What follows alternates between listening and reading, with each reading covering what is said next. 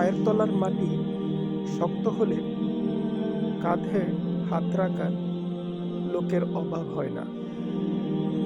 সফলতার আলোয় অনেকেই আপন সেজে কাছে আসে। যেদিন মানুষ শূন্য হাতে থাকে, সেদিন চেনা মুখগুলো অচেনা হয়।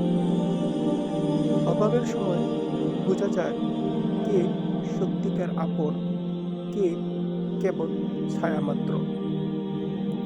ক্ষমতা এলে সম্মান বাড়ে, কিন্তু ভালোবাসা নয়।